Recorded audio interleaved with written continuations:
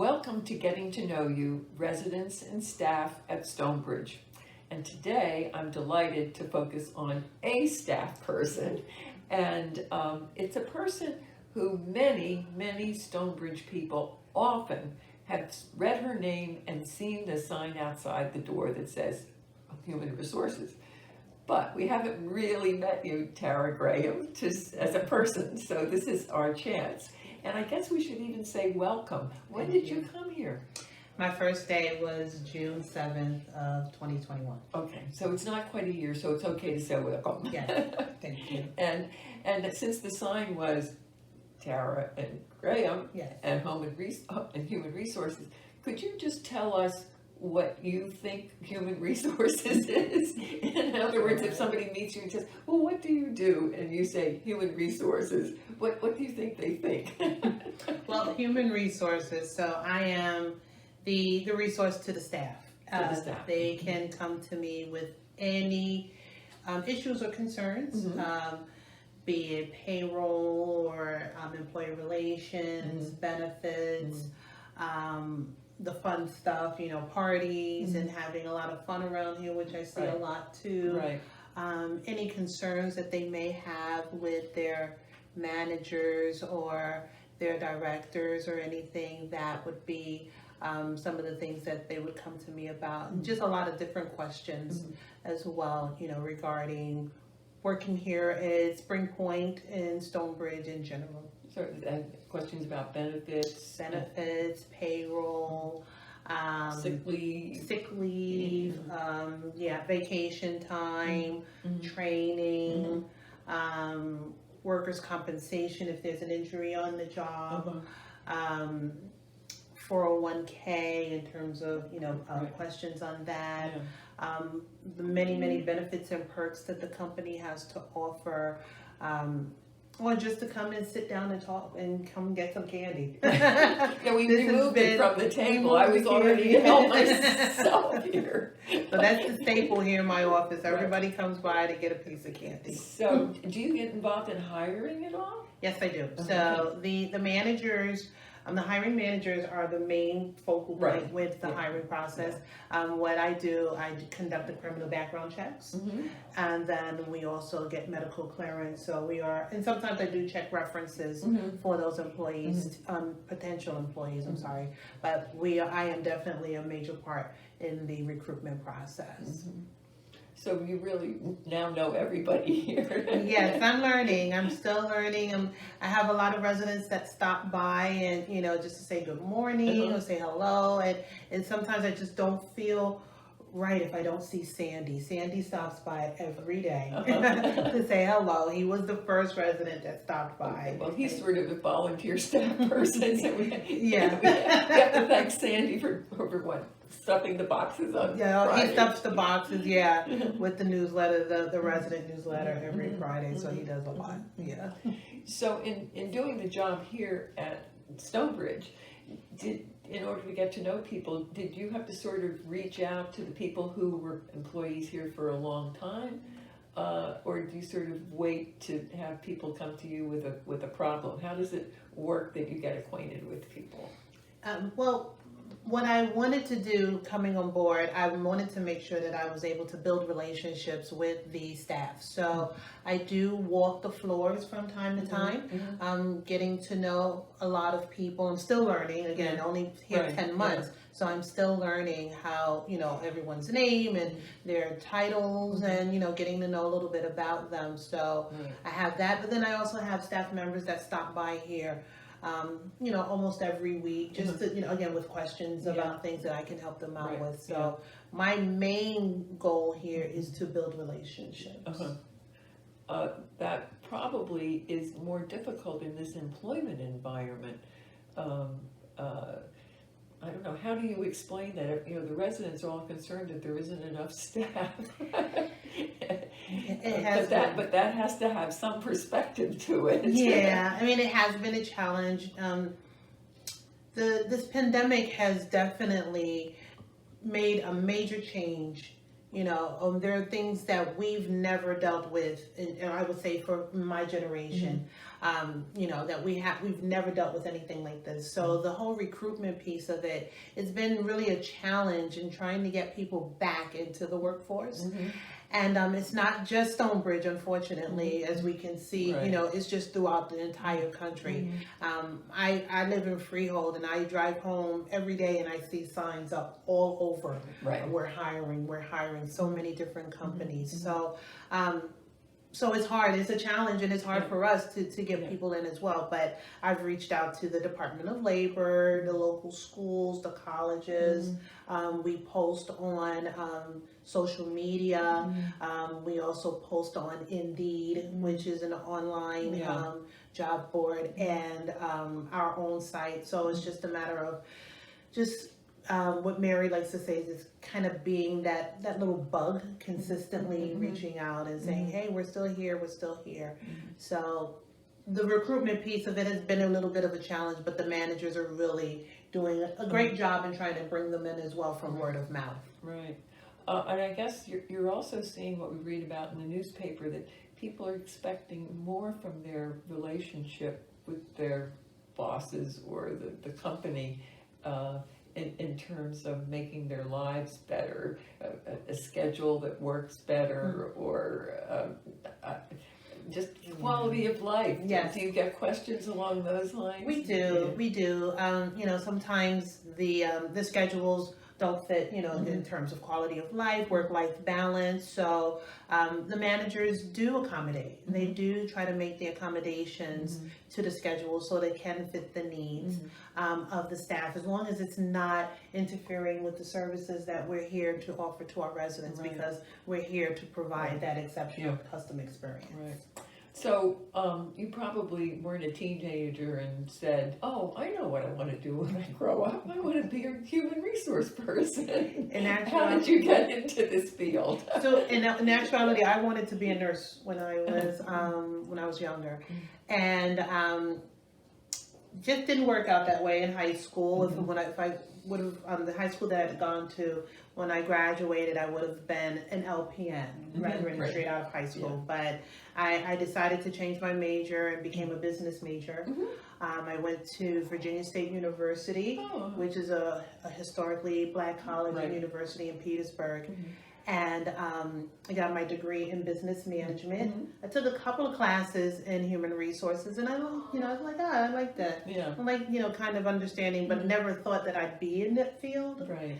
And started off in home care as a scheduling coordinator, and here I am now as a director of HR. Yeah. So one thing led to another. Exactly. Yes. I guess it's a field where you learn, in effect, by doing to some extent.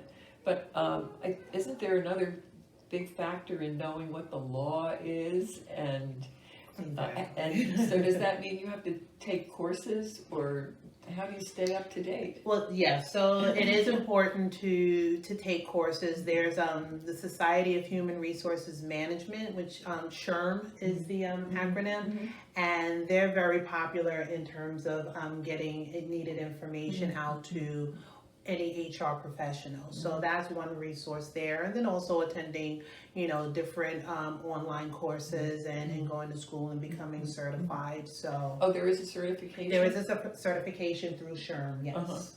And it's to be a professionally certified HR professional. So you have that good housekeeping stamp of approval in your Right. field. So yes, I'm not actually. I'm not SHRM certified as of yet. I am looking to make that a goal for me this year. Well, I guess there are so many changes just in terms of unemployment law with the pandemic, and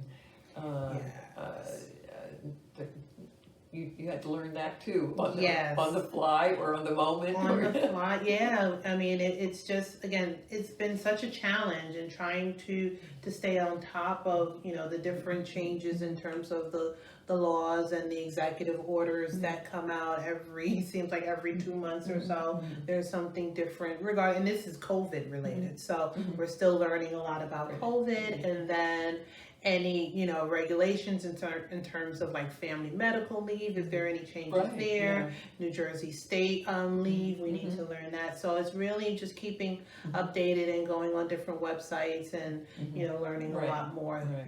And you're part of a network of Spring Point human resource people? Yes, so there are CCRCs, continuing care retirement communities, or now we're calling life plan communities. There are about 8 or 9 throughout Spring Point, and we're one of those 9. And so you meet the other human resource people? Yes, so we do have.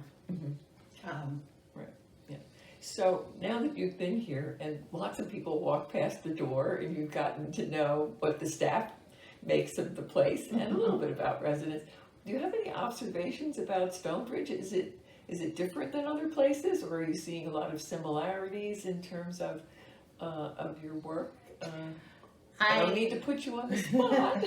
But no, I do see some similarities. My background, where my previous job prior to Stonebridge, I was at a community similar, senior living down in the Tinton Falls area, and Stonebridge is just a little bit smaller than where I came from, but it's the same concept, the same independent living, assisted living, the memory care, the skilled unit, and just a team. So what I love most about working here, I'm getting to love a lot more, is my interaction with the residents, because where my previous employment, we didn't have the residents coming in and out and being filmed. I mean, I find this to be, you know, I'm privileged to It's gonna be on YouTube. Yes, it'll be on YouTube, and I'll tell my mother and father, you know, to watch it. But you know, I've learned a lot in the 10 months of being here, and I'm still learning a lot, and I'm building a lot in terms of relationships.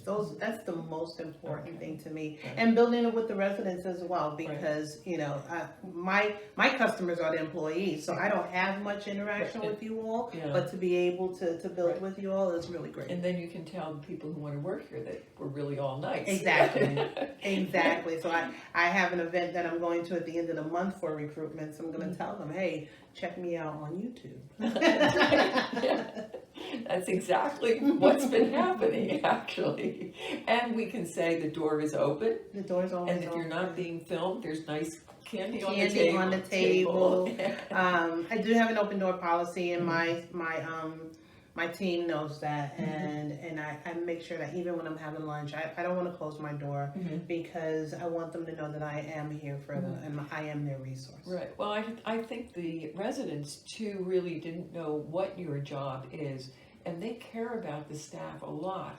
So knowing your role, I think, is reassuring to many people who want to make sure that the staff is respected and cared for, and so to be able to say, listen, if you have any questions about that, stop in and see Tara. She knows a lot, right? Exactly. And that's the thing. If you feel the need to direct anyone in my direction, I mean, I'm here. Monday, Wednesday, and Friday, I'm here generally at 8:30. Tuesdays and Thursdays, I come in a little bit earlier to be able to meet with the You're not going staff. to meet many residents that way. No, to meet with the staff, to be able to have availability to the overnight staff. Oh, yeah. You know, so that way they'll know, hey, they can come by. That's great. I was just thinking.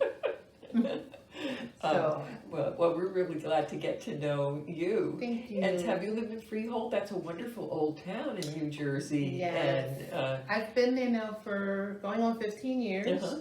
I'm originally from New York, from the Bronx, born and raised, and parents are from South Carolina. So I came down to Jersey. And so did you start in South Carolina, or did your parents start in South Carolina and come up to the Bronx? My parents started in South Carolina, and I was born. Me and my brother were born in New York. So you're a New Yorker in I that am a sense. New It Yorker. never leaves you. It never leaves. Sometimes the accent comes out.